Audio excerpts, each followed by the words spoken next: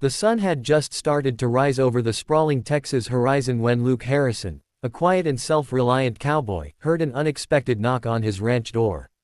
He wasn't used to visitors, especially not at dawn. When he opened the door, he froze. Standing there was a young woman in worn clothes, her eyes tired but determined, a baby bundled tightly in her arms against the cold. Dust clung to her shoes. Her voice trembled as she spoke. "Sir, I heard you might need help around the ranch. I can work. I'll do anything. Please, just give me a chance." Luke's gaze went from her pleading eyes to the small child nestled against her chest. The baby stirred slightly, letting out a soft, innocent cry. In that single instant, something shifted inside him. She wasn't just another drifter passing through.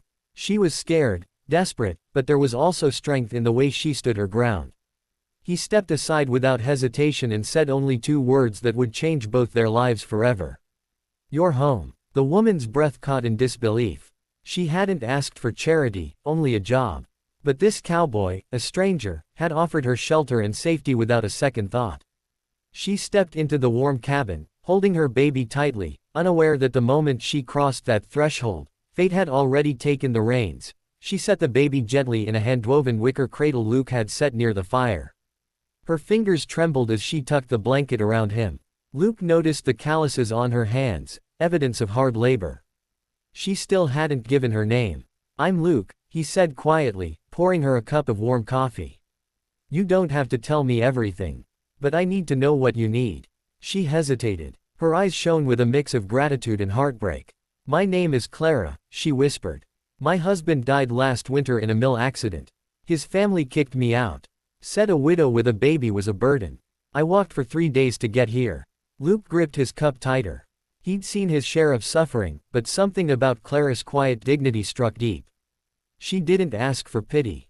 She asked for purpose. "The baby's name?" Luke asked. "Samuel," she said softly, glancing at her sleeping child.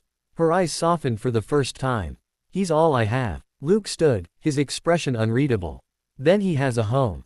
And so do you." But as she looked around at the silent ranch, with nothing but open plains beyond, Clara wondered if she had traded danger for peace, or stepped into a new life she never expected.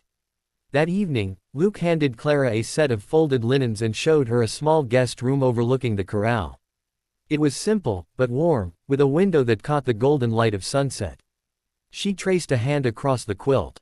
"It's been a long time since anyone offered me kindness," she murmured.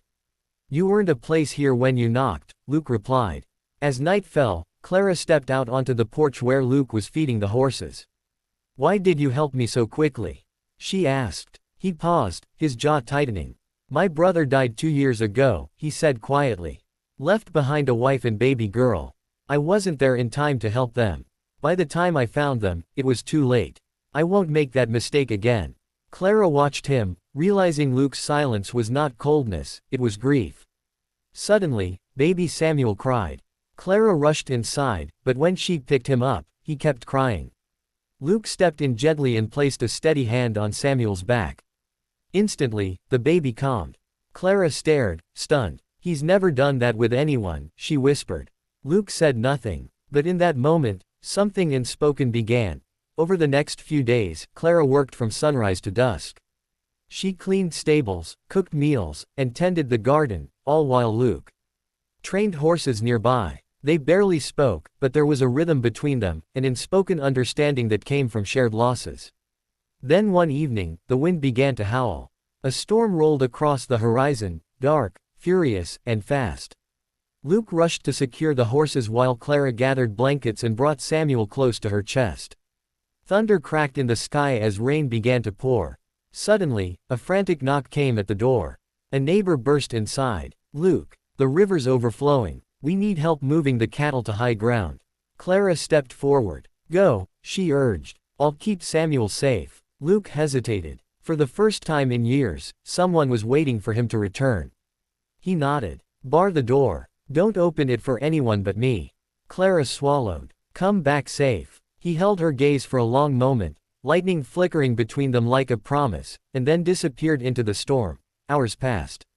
The storm raged. Clara sat by the window, clutching Samuel, replaying every possible fear in her mind.